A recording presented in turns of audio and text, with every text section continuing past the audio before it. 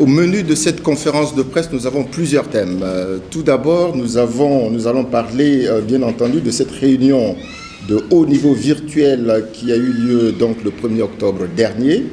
Et une réunion qui était co-présidée d'ailleurs par le président Touadéra et le secrétaire général des Nations Unies, Antonio Guterres. Ensuite, nous allons évoquer donc la rencontre entre Mankeur Dia et les ambassadeurs de la sous-région au siège de la MINUSCA ici à Bangui. Une rencontre donc avec les ambassadeurs pour faire un peu le tour d'horizon, non seulement du processus électoral, mais également du mandat de la MINUSCA appliqué depuis donc la dernière résolution 2499. Nous allons ensuite aborder une autre session d'événements. La signature le 2 octobre à Bangui du plan de sécurisation des élections entre donc la MINUSCA et les autorités centrafricaines, une signature qui a eu pour cadre donc la primature en présence donc du Premier ministre et plusieurs autres autorités de la Centrafrique. Et puis nous allons dérouler un peu le carnet d'audience du représentant spécial du secrétaire général des Nations Unies ici en Centrafrique. Monsieur Mankeur Dia a reçu tour à tour tout d'abord le nouvel ambassadeur de France en Centrafrique, puis il a reçu le 5 octobre dernier, donc lundi, le nouveau représentant de l'UNICEF dans le pays, donc en Centrafrique. Et nous allons aussi parler, bien entendu, des activités de la police et de la force, avec plusieurs événements, activités, notamment des patrouilles. Mais tout d'abord, nous allons évoquer ce plan, la mise en œuvre du plan intégré de sécurisation des élections, au cours de laquelle donc le chef de la composante police de la MINUSCA, le général de division Pascal Champion, a pris part donc à ce troisième séminaire tripartite UNPOL FSI, présidé par les directeurs généraux police et gendarmerie de la Centrafrique. Nous avons des statistiques que la force va nous donner sur les différentes patrouilles effectuées à travers le pays. À Bangui, il y a eu des patrouilles notamment au PK5 avec une interaction avec la population. Et puis ailleurs dans le pays, nous avons aussi des patrouilles, notamment à Goura, dans la préfecture de Pawa, où les observateurs militaires et de la section protection de l'enfant ont réalisé des patrouilles qui ont permis de détecter d'ailleurs la présence de groupes armés dans cette zone. Et puis nous allons, pour terminer, faire le tour d'horizon de la situation des droits de l'homme, un point hebdomadaire que nous faisons chaque semaine. Et puis nous allons voir aussi la situation des droits de l'enfant, un nouveau point que nous allons vous faire cette semaine. Et nous allons voir un peu les tendances de violation de ces droits de l'homme à travers le pays. Voilà donc un peu ce que nous allons développer tout à l'heure au cours donc, de cette conférence d'1 heure que nous ouvrons donc tout de suite avec cette information relative donc à la réunion virtuelle de haut niveau sur la Centrafrique organisée par les Nations Unies. En réalité, cette réunion virtuelle était co-présidée par le président de la Centrafrique, Faustin Archange Touadéra, le président de la Commission de l'Union africaine, Moussa Faki Mahamat, et le président de la Commission économique et de la communauté le président de la Commission de la Communauté économique des États de l'Afrique centrale, CEAC, Gilberto da Piedad Verissimo, et avec la participation du secrétaire général des Nations Unies, Antonio Guterres, et de plusieurs ministres des Affaires étrangères et ambassadeurs accrédités donc auprès des Nations Unies. Cette rencontre s'est tenue en marge donc de la 75e session de l'Assemblée générale des Nations Unies.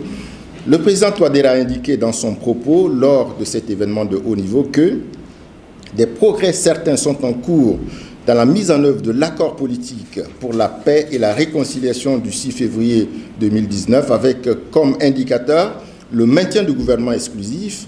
Et pour le président, cet accord nous a offert à la fois un espace de dialogue avec les groupes armés signataires au sein de ces mécanismes de mise en œuvre et un outil de promotion d'un environnement propice au redéploiement des forces armées centrafricaines et des forces de sécurité intérieure et de l'administration donc territoriale.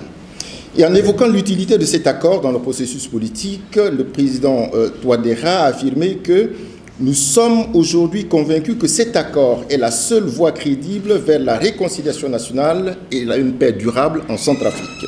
Le président Touadéra, à propos des élections, a affirmé qu'à 10 jours de la fin de l'enrôlement, 1 700 000 Centrafricains étaient déjà inscrits sur les listes électorales.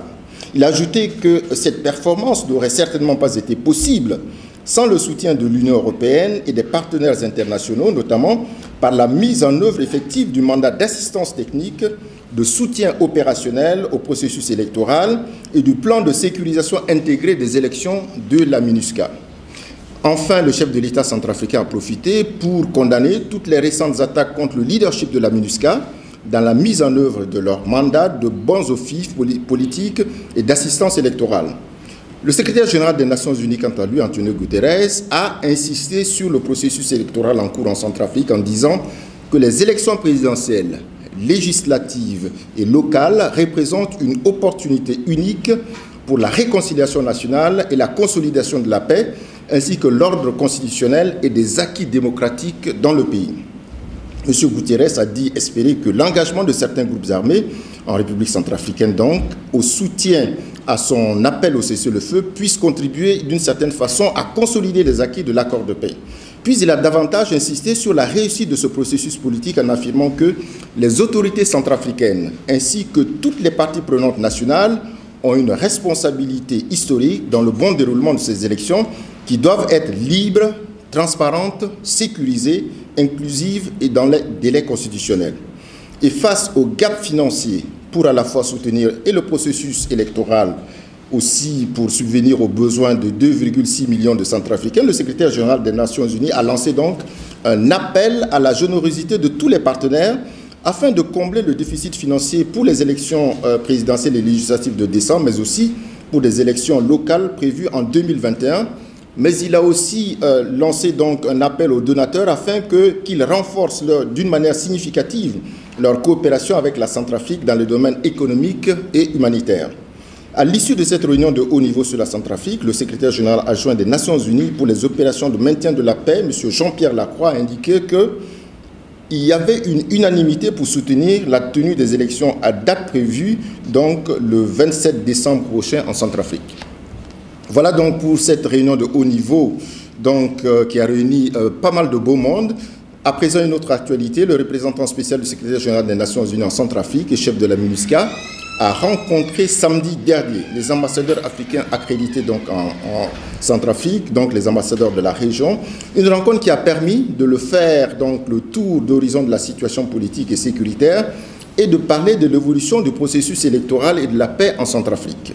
Ce fut aussi l'occasion pour Mankeur Ndiaye de partager des informations sur les activités de la MINUSCA de façon générale, notamment dans le domaine du désarmement, de la démobilisation des ex-combattants. Et puis le chef de la MINUSCA, en accord avec les ambassadeurs, donc, a décidé que cette rencontre sera dorénavant périodique. Et puis le représentant spécial du secrétaire général des Nations Unies en Centrafrique, M. Mankeur Ndiaye, a signé le vendredi 2 octobre à la primature à Bangui le plan de sécurisation intégrée des élections en présence donc du Premier ministre Firmin Grébada, des images que vous voyez ici à l'écran. Plusieurs composantes de la MINUSCA ont participé à l'élaboration de ce plan intégré. La force et la police de la MINUSCA ont aussi, ainsi que la division des affaires électorales et la direction donc de l'appui à la MINUSCA, ont tous participer et collaborer donc à l'élaboration de ce plan intégré. La caractéristique majeure de ce plan est qu'il y a plusieurs niveaux de coordination. Tout d'abord le niveau stratégique, ensuite le niveau opérationnel et le niveau local. Au niveau stratégique, ce niveau est présidé par le Premier ministre, alors qu'au niveau local, les préfets sont impliqués. Ce plan définit donc toutes les tâches et prend en compte toutes les menaces potentielles et évolutives. Il est déjà acté dans la mesure où ce plan va de la période de l'enrôlement des électeurs jusqu'à la proclamation des résultats. Cette cérémonie s'est déroulée donc en présence de l'autorité nationale des élections, Mme Madeleine Kouet-Ornayer, et des ministres de la Défense, Marie-Noël Koyara, et de celui de la Sécurité publique, le général Henri Wanzet Lingasara. Maintenant, le carnet d'audience du représentant spécial du secrétaire général des Nations Unies en Centrafrique, M. Mankeur Ndiaye, je le disais en titre, a reçu le 2 octobre dernier le nouvel ambassadeur de France en République centrafricaine, Jean-Marc Grosgurin, avec lequel il a échangé sur le processus électoral et le mandat donc de la MINUSCA. Mankeur Ndiaye s'est aussi entretenu le lundi 5 octobre dernier avec le nouveau directeur pays de l'UNICEF, M. Franck Ikwiza, sur la situation donc des droits de l'enfant en général en Centrafrique. À présent, faisons un point sur le processus électoral en Centrafrique.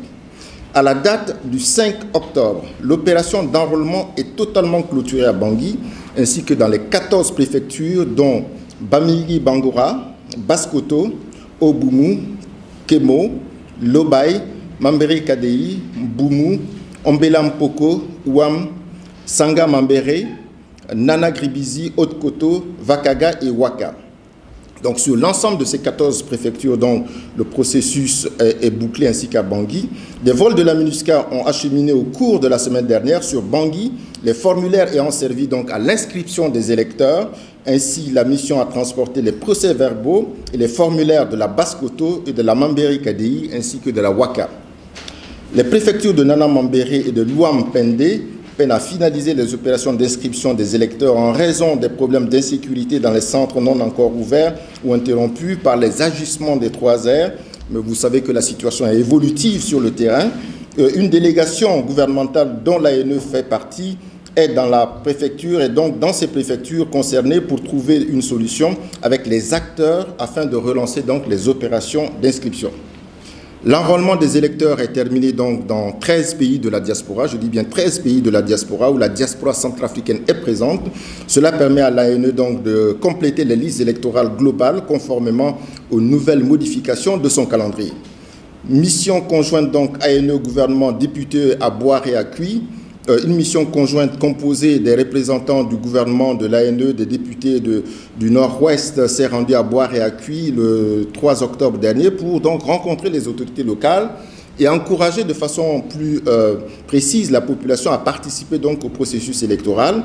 Le 5 octobre, la mission a été rejointe par les garants de l'APPR-RCA, donc les ambassadeurs de l'Union africaine et de la CAEC, qui ensemble se sont rendus à Cuy pour rencontrer Sidiki Abbas et trouver donc une solution aux revendications politiques des 3R et aux entraves continuelles du processus électoral. Et comme vous savez, là aussi, la situation est très évolutive sur le terrain, nous allons revenir dessus. Les opérations d'enrôlement ont été donc lancées à Cuy, à Bang, à Gaoundai, à Besson, Niem, Yelewa, et grâce aussi au soutien logistique de la MINUSCA sur le terrain pour permettre donc le bon déroulement de ces opérations d'enrôlement. À présent, nous passons à toute autre chose, les épreuves du bac 2020. Les épreuves équipes du baccalauréat 2020, toutes séries confondues, ont démarré donc mardi 6 octobre dans 51 centres d'examen à travers le pays avec 23 860 candidats. La MINUSCA, avec la force, UNPOL, la police donc des Nations Unies et la section des affaires civiles de la MINUSCA, l'UNICEF et UNAS ont appuyé donc le ministère de l'enseignement primaire et secondaire dans le transport des copies, des sujets, des inspecteurs des examens à Kagabandoro, Brest, Kabo, Batangofo, Pawa et Bangassou, ainsi qu'à Berberati et à Bria. La force de la MINUSCA et la FSI ont sécurisé les différents centres de passation des examens à travers donc l'ensemble du pays et ces opérations se passent pour l'instant très bien. Droits de l'homme, à présent, du 29 septembre au 5 octobre, la division des droits de l'homme de la MINUSCA a documenté et vérifié 8 incidents et abus et violations des droits de l'homme et du droit international humanitaire ayant affecté 18 victimes. Les abus et violations des droits de l'homme et du droit international humanitaire enregistrés au cours de cette semaine concernent des cas d'atteinte à l'intégrité physique, un cas et une victime, donc de confiscation, d'expropriation, 3 cas et 12 victimes, de privation de liberté, 3 cas et 4 victimes, et de recrutement et utilisation d'enfants, 1 cas et 1 victime. Les préfectures les plus touchées sont le Omboumou et l'Ouampende. Les acteurs des abus, violations documentés cette semaine sont le MPC, l'UPC, le groupe armé 3R, le FPRC et les éléments FACA sont responsables d'un cas affectant une victime. Enfin, point de la situation des droits de l'enfant en Centrafrique depuis la semaine dernière, l'unité de protection de l'enfant de la MINUSCA a vérifié de son côté et documenté les violations donc de 7 cas de violations graves des droits de l'enfant qui ont directement affecté 3 garçons. Les 3 garçons ont été enlevés par la LRA dans la préfecture du Haut-Boumou et un cas de déni d'accès humanitaire a été commis par les éléments de la brigade mixte FPRC-MPC à Kagabandoro, préfecture de Nana Gribizi. En outre, 2 écoles ont été attaquées par des éléments 3R dans la préfecture de Nana Mambéré et une autre occupée donc par le groupe UPC dans l'Ouam. Voilà, c'est tout donc pour les informations des différentes composantes civiles de la MINUSCA. Nous allons maintenant céder la parole à la partie police et militaire. Et tout de suite, je vais donner la parole dans un premier temps au porte-parole militaire, le commandant Youssoufou Aboubakar Tawaï, qui va prendre la parole et qui va donc nous donner un tour d'horizon de l'actualité militaire de ces 7 derniers jours en République centrafricaine. Bonjour, commandant, la parole est à vous. Merci, monsieur le directeur. Bonjour, chers journalistes, auditeurs et auditrices. Conformément à son mandat, la force continue d'assurer la protection des populations civiles et d'appuyer le gouvernement centrafricain dans la mise en œuvre du processus électoral, en lui apportant son soutien tant sur le plan logistique que sécuritaire. Dans la région ouest, la force continue d'intensifier ses patrouilles offensives dans plusieurs localités, de Boar à Bohang, de Bokaya à Bokaranga, entre autres. Plusieurs autres actions conjointes sont conduites avec les forces de défense et de sécurité de jour comme de nuit, afin d'écarter toute menace contre la population civile. Des escortes sont organisées pour sécuriser les déplacements du personnel de l'ANE. On compte 404 patrouilles effectuées la semaine dernière dans cette région. Dans le centre du pays, les opérations Igana Siriri à Ndélé et Tumbalo Umbana dans la région de Gimari se poursuivent afin d'assurer la protection des populations civiles. Grâce à ces opérations, le centre connaît aujourd'hui une accalmie. La population est apaisée. Ce climat a d'ailleurs favorisé les négociations qui ont conduit à la signature d'un pacte de non-agression entre Goula et Runga le 27 août dernier. La force, en étroite coordination avec les forces de défense et de sécurité, continue de travailler à maintenir cette stabilité. Les camps des personnes déplacées internes sont protégés et sécurisés par les casques bleus. La force, conjointement avec les FACA, continue de traquer les éléments du groupe criminel dénommé Ayoloma. Ainsi, 1045 patrouilles ont été effectuées dans le centre durant la semaine passée. Dans la partie est, la force poursuit ses patrouilles en coordination avec les FACA pour protéger la population civile et écarter toute menace dans les localités d'Obo, Bria et Birao, ainsi que les zones avoisinantes. La situation reste calme, mais la force reste en alerte afin d'éviter une résurgence des conflits entre groupes armés et les attaques contre la population. Dans la zone, 882 patrouilles ont été conduites la semaine dernière. Enfin, à Bangui, la MINUSCA continue d'assurer la sécurité du matériel électoral à Umpoko et poursuit ses actions de sécurisation en coordination avec les FSI, en patrouillant dans les arrondissements pour faire face à tout incident sécuritaire. Dans la capitale et ses alentours, 375 patrouilles ont été menées la semaine dernière, de jour comme de nuit. Dans le cadre de son mandat de protection des populations civiles, la force a mené un total de 2646 patrouilles, dont 692 nocturnes sur le territoire centrafricain durant la semaine écoulée. Par ailleurs, le mardi 29 septembre dernier, une réunion a été tenue au quartier général de la MINUSCA sous la présidence du commandant de la force, le général de corps d'armée Sidiki Traoré. La séance de travail a en effet porté sur la gestion des risques d'inondation à Bangui. Le souci est de prévenir et anticiper les mesures à prendre par les acteurs impliqués dans la gestion des risques d'inondation dans les districts susceptibles de connaître des cas d'inondation, en l'occurrence les quartiers vulnérables. Cette réunion a regroupé plusieurs responsables techniques de la MINUSCA, OCHA, des ONG, de même que ceux des structures impliquées, notamment la mairie de Bangui. Il en ressort de la nécessité d'un travail en synergie et de manière pragmatique de tous les partenaires pour plus de résultats. D'ores et déjà, avec la coordination de la force, plusieurs travaux ont été engagés au quartier PK5 où des caniveaux ont été curés et réhabilités pour un meilleur drainage des eaux. Ces actions vont se poursuivre sur plusieurs autres sites identifiés lors d'un travail sur le terrain en amont. Simultanément, la force continue d'aider les populations à travers ses activités civilo-militaires. Ainsi, à Bangui, les casques bleus ont distribué 100 000 litres d'eau potable la semaine dernière dans les camps des personnes déplacées internes et dans les écoles de police et de gendarmerie, soit 5 935 bénéficiaires au total. Dans la région ouest, les casques bleus bangladais ont mené des activités similaires dans plusieurs villages, à savoir Besson, Kui, Yalogo, Niem, Bosantele, Bang et Yeloa, où ils ont distribué plusieurs articles aux enfants. Toujours à l'ouest, la semaine dernière, une cérémonie a consacré le lancement des travaux de réhabilitation de l'abattoir central de Bois par l'ONG humanitaire Smile Africa International, en coordination avec l'équipe chimique du contingent bangladais. Cette action rentre dans le cadre des projets à impact rapide PRIPS et permettra d'assurer une sécurité alimentaire à la population en pourvoyant de la viande saine. Enfin, au centre, les casques bleus népalais ont visité le lycée mixte de Bambari où ils ont beaucoup échangé avec les membres du club anglais du lycée et leur ont fourni du matériel didactique pour les encourager à persévérer dans leurs activités. Le 1er octobre, à l'occasion de la Journée internationale des personnes âgées, les casques bleus népalais ont également mené une campagne médicale au PK1, consultant et soignant gratuitement la population. Mesdames et messieurs, c'est tout pour le compte de la force. Je vous remercie de votre aimable attention. Merci donc au commandant Tawai, porte-parole militaire donc de la MINUSCA. Nous passons tout de suite la parole au capitaine Agba Mazalo, qui est elle donc porte-parole de la police de la MINUSCA. Capitaine, c'est à vous.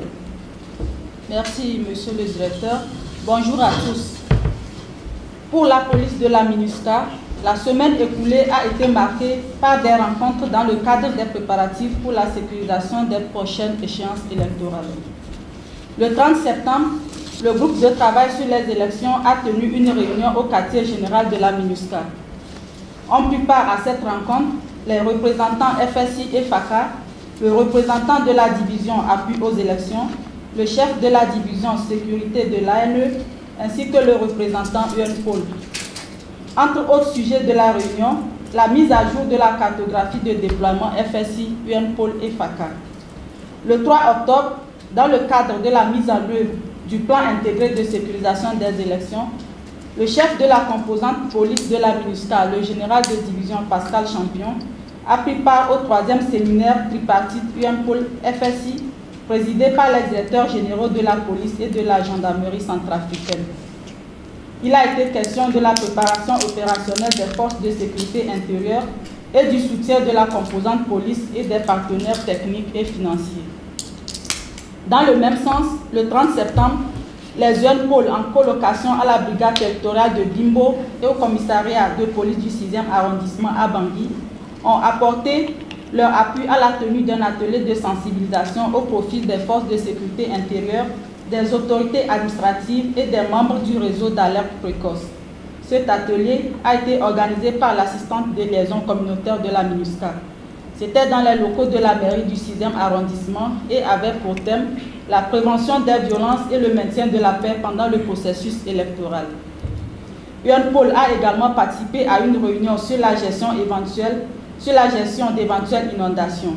L'objectif était de réfléchir sur les activités à mener pour une action efficace contre les inondations et une meilleure prise en charge des sinistrés.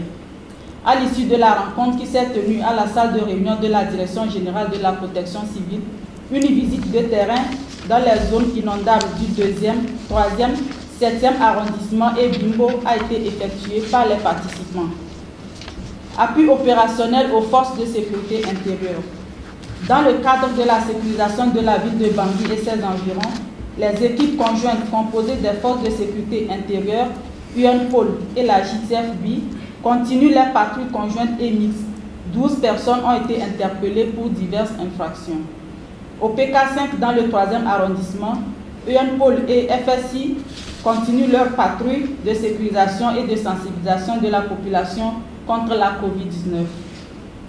Dans les secteurs, on note une légère baisse de la criminalité malgré l'attaque contre une position des forces de sécurité intérieure suivie de l'enlèvement d'un auxiliaire de la gendarmerie par des combattants 3R au village de Talé à Pawa.